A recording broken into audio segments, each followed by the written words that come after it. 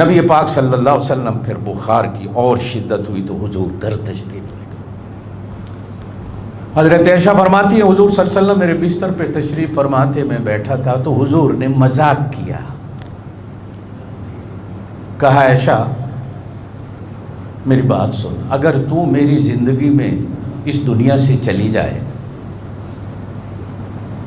میں تجھے کفن بھی پہناؤں گا، تیری نماز جنازہ بھی پڑھاؤں گا، قبر میں تجھے دفن بھی کروں گا، تیرے لیے بخشش کی دعا بھی کروں گا، تو کتنی خوش قسمت ہوگی۔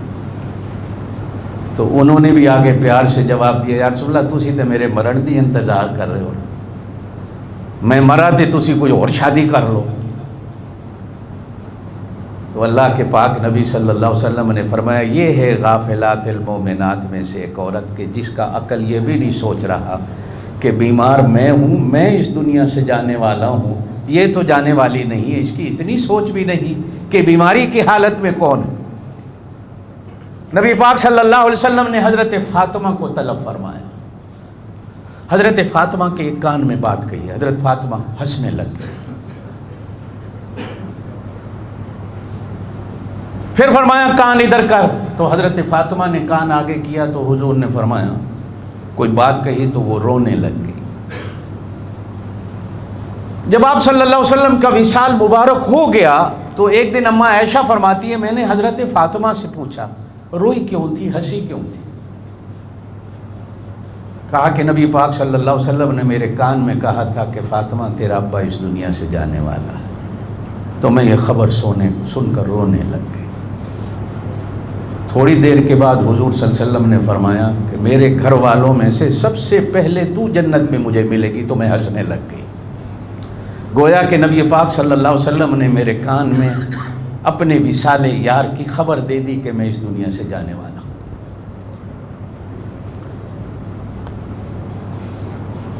آخری 3 دن آئے، 8 ربیع الاول کی آپ صلی اللہ علیہ وسلم نے عشاء کی نماز پڑھائی، 9، 10، 11 آپ صلی اللہ علیہ وسلم نے کوئی نماز نہیں پڑھائی، بلکہ آپ صلی اللہ علیہ وسلم نماز کے لیے مسجد میں تشریف ہی نہیں لائے۔ لوگ انتظار میں تھے۔ اما عائشہ کہتی ہیں میں نے عرض کی یا رسول اللہ صلی اللہ علیہ وسلم میرا ابا تو چھوٹے دل کا بندہ ہے، یہ آپ کے بغیر مصلی پہ کیسے کھڑا ہوگا؟ آپ کسی اور سے کہہ دیں نماز پڑھائے جو بہادر بندہ ہو۔ اگر میرے ابا کو پتہ چل گیا کہ آپ نہیں آ رہے تو میرے ابا کے دل پہ کیا گزرے گی، وہ نماز نہیں پڑھا سکے گی۔ حضور نے پھر فرمایا ابو بکر سے کہو عشاء کی نماز پڑھائے۔ پھر اما عائشہ نے عرض کی یا رسول اللہ میرا ابا نہیں پڑھا سکے گا، مصلی پہ گر جائے گا۔ حضور نے پھر فرمایا ابو بکر سے کہو عشاء کی نماز پڑھائے۔ اور اب حضرت عائشہ کو ڈانٹ کے کہا کہ تم بھی وہ عورتیں ہو جو یوسف کے زمانے میں تھی، جب میں کہہ رہا ہوں نماز پڑھائے تو ابو بکر ہی پڑھائے گا۔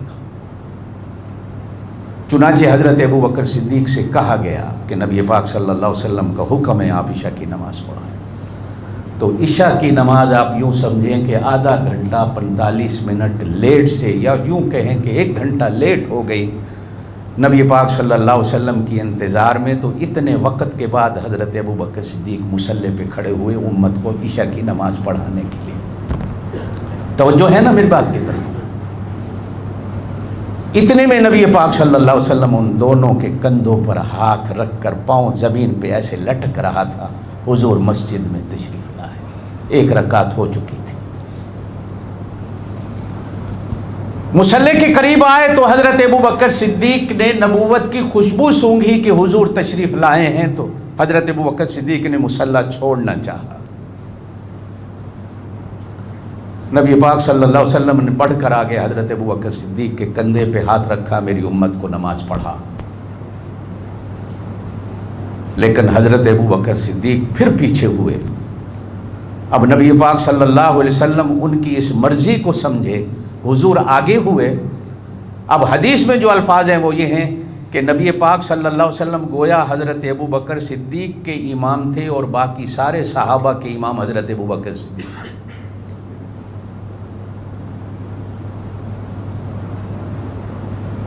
نماز ہوئی،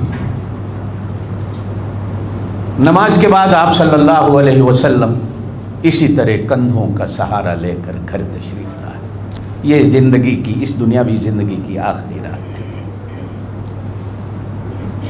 نہ یہ 3 دن پھر حضرت ابوبکر صدیق نمازیں پڑھاتے رہے.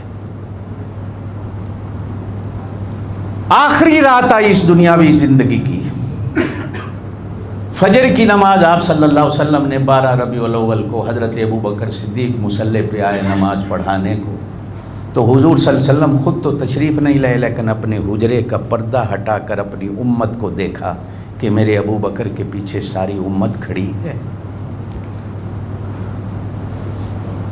صحابہ اکرام فرماتے ہیں کہ بس پردہ ہٹنے کی دیر تھی، جو جھلکیں پڑی نور کی اور خوشبو کی، ہم نے سمجھا کہ حضور تشریف لا رہے ہیں. بلکہ بعض جو پچھلی صفوں میں کھڑے تھے ان کے چہرے پر مسکراہٹ آ گئی کہ نبی پاک صلی اللہ علیہ وسلم نماز پڑھانے کے لیے تشریف لا رہے ہیں. لیکن نبی پاک صلی اللہ علیہ وسلم نے جلدی سے پردہ نیچے کر دیا کہ کہیں صحابہ نماز کی توجہ چھوڑ کر اسی کھڑکی کی طرف توجہ نہ کر لیں. نماز کے بعد نبی پاک صلی اللہ علیہ وسلم نے تمام ازواج مطہرات کو، نماز ہو گئی، بیویوں کو بلایا، ان کو ہدایات دی. حضرت علی کو بلایا، ان کو ہدایات دی. حسنین کریمین کو بلایا، ان کو بوسے دیے اور ان کو چوما. صحابہ کرام کو ملاقات کے لیے بلایا. اب جو ملنے والے آئے تو نبی پاک صلی اللہ علیہ وسلم نے ان کو بھی کچھ وصیتیں فرمائیں. میرے بعد نمازوں کا خیال کرنا، میرے بعد اپنی بیویوں کا خیال کرنا، میرے بعد اپنے گھر کی بیٹیوں اور بہوؤں کا خیال کرنا، نوکروں اور غلاموں کا خیال کرنا. جو خود کھاؤ گے ان کو وہی کھلانا، جو خود پہنو گے ان کو وہی پہنانا، خیال رکھنا ہے. اب صحابہ سمجھے کہ حضور پاک صلی اللہ علیہ وسلم باتیں کر رہے ہیں، طبیعت ٹھیک ہو گئی. حضرت ابوبکر صدیق حاضر خدمت ہوئے، عرض کی یا رسول اللہ، زور سے کہہ دیں صلی اللہ علیہ وسلم.